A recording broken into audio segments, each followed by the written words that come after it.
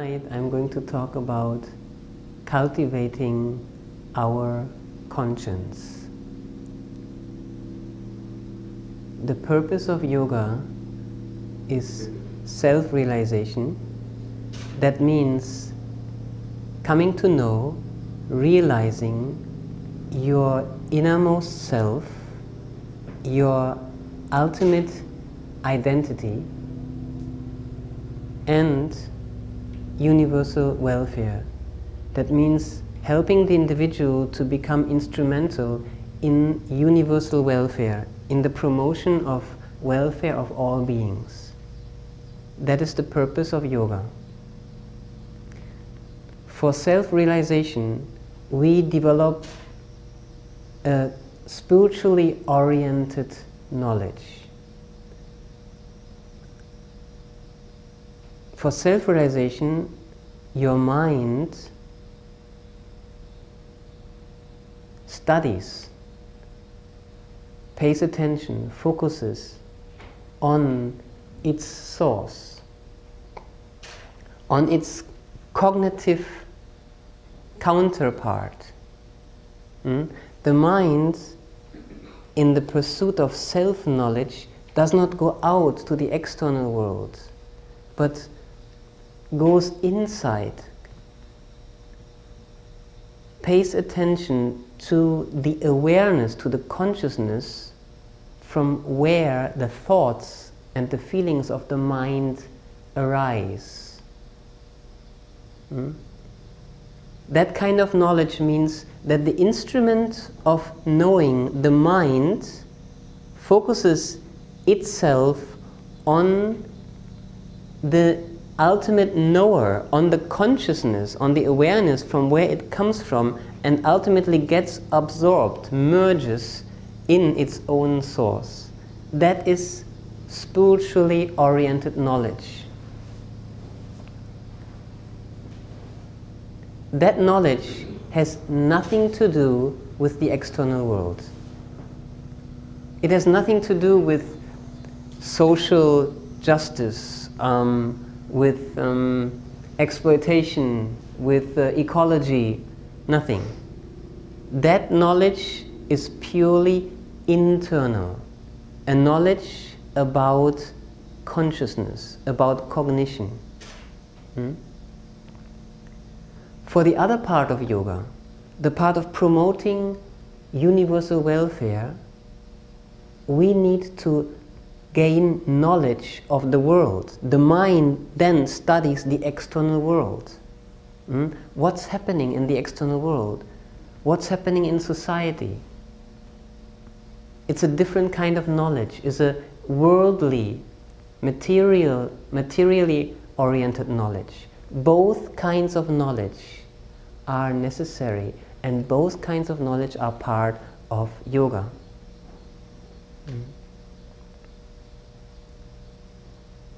Now, as a yoga practitioner, as a citizen, even as a human being, we have a natural relationship to the society, to the world. Not only a natural relationship, but a natural responsibility, a natural duty towards other people in our community, in the society, in the world. How they are faring, how they are doing, whether they are doing well or they are doing not well, whether they are happy or they are suffering. And so, when we as citizens, or as yoga practitioners, or simply as human beings, want to contribute to the well-being of others, we need to cultivate our conscience. Because the society, there are so many issues, so many problems. The education of our children, what's the right way of educating them? The health of all our members. What is the best healthcare system? Is it privatized healthcare? Is it universal healthcare? Is it single-payer healthcare? What kind of healthcare? So, as a citizen, for us to contribute to the betterment of society, we need to know what's going on. We need to understand these issues. Conflict. So many conflicts are there. What to do? What is better? Diplomacy, negotiation, or military attack and invasion?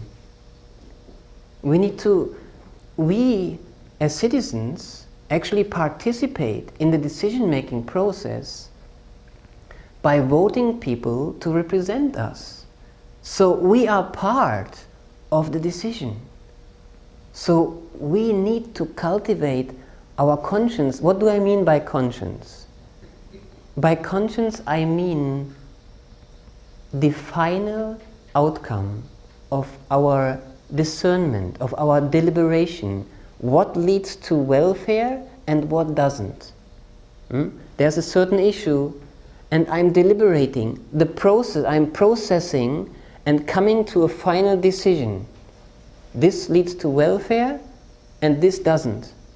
That final decision, my final stand, I support this 100%.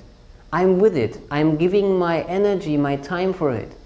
Or I don't support this. This is not going to be beneficial. That kind of decision, that kind of stand is conscience.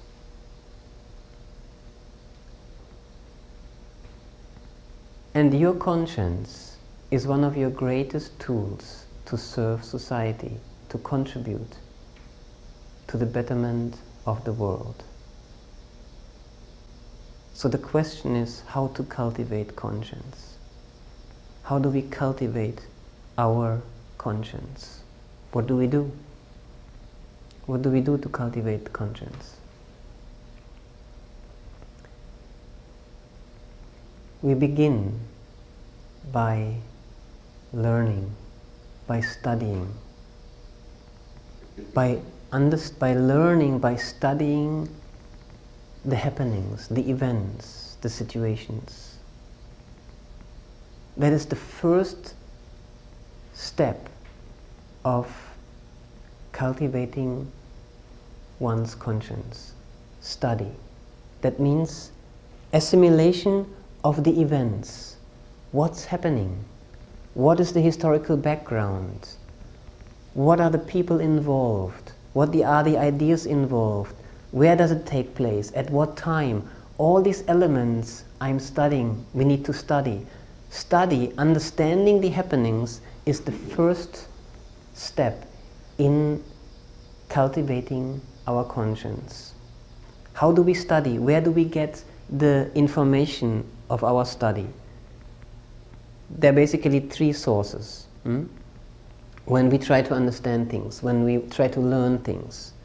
The first source is direct perception. I see smoke somewhere, a lot of smoke. So my direct perception is there is smoke.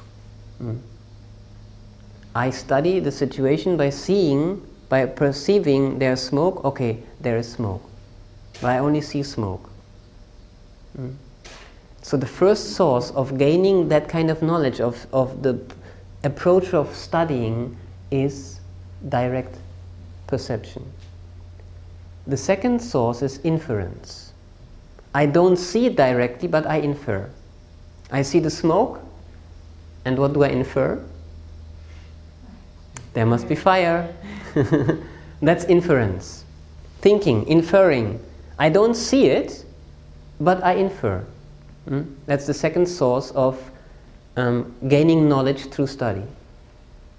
And the third one is authority. Dhruva comes into the room and tells me there's a fire over there.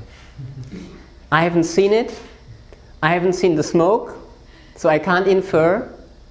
I'm getting the report from Dhruva, and on his authority, I learn that there is fire over there.